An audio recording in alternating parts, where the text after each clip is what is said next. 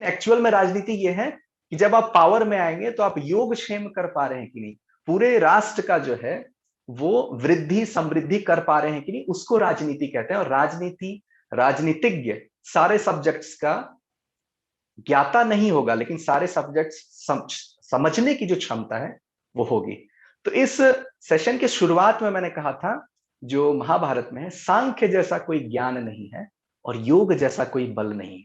तो योग से तो आत्मबल आ गया, ठीक है, बट ये जो नॉलेज को समझने की कैपेसिटी है वो सांख्य से आ रही है, जो आन्वीक्षिकी का एक पार्ट है। ठीक है, आन्वीक्षिकी के 3 पार्ट है, सांख्य, योग और लोकायत।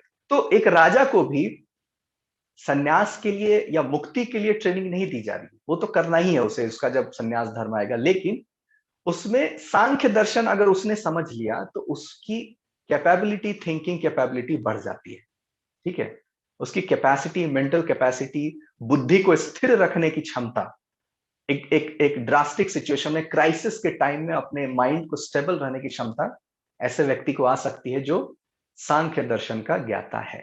ठीक है, तो सांख्य दर्शन को ऑब्वियसली पूरा आज हम डिस्कस कर ही नहीं सकते, मोर देन 100 आवर्स सेशन लग जाएगा, लेकिन इट्स अ पार्ट ऑफ कि सृष्टि का निर्माण कैसे हुआ है, इवोल्यूशन कैसे हुआ है, ब्रह्मांड का निर्माण कैसे हुआ है और हम कहां पर आते हैं, और फंडामेंटल पार्टिकल क्या है इस पूरे ब्रह्मांड का।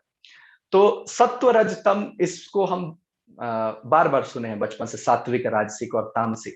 ठीक है, तो ये क्या है, इसकी अगर एनालॉजी मैं देना चाहूं तो जैसे कंप्यूटर के पास अगर हम आते हैं तो हम कहते हैं बाइनरी सिस्टम 1-0 डिजिटल सिस्टम से कंप्यूटर में क्या आया, एक वीडियो का फॉर्मेशन हुआ, तो रूप दिया इसने, फॉर्मेशन, और साउंड भी आता है कंप्यूटर से। ठीक है, एक साउंड आता है, तो शब्द। ठीक है, कान एज अ रिसेप्टर है मेरा कंप्यूटर में और मेरा आंख है, लेकिन कंप्यूटर से फ्रेग्रेंस नहीं आ सकता जिसकी भी वीडियो चल रही है, आप टेस्ट नहीं कर सकते जो भी वीडियो में फूड है। ठीक है, आप स्पर्श नहीं कर सकते, है ना।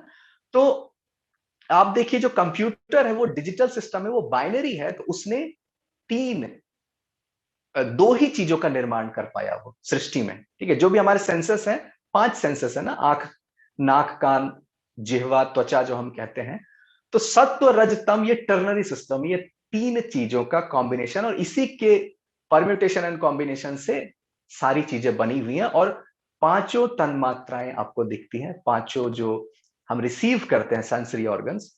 तो फूड में भी बात होती है, व्यवहार में भी बात होती है, अलग अलग जगह ये सात्विक वर्ड बार बार आने लगता है। तो ये जो अंडरस्टैंडिंग है सांख्य दर्शन की, और यहां पर आप देखेंगे कि मन जो है वो महत के बाद इवॉल्व हो रहा है, अहंकार के बाद इवॉल्व हो रहा है, इसका मतलब मन को कंट्रोल बुद्धि कर सकती है, तो बुद्धि का जो प्रयोग करेगा वो बुद्ध हो जाएगा, और बुद्धि का प्रयोग जो नहीं करेगा वो बुद्धू हो जाएगा।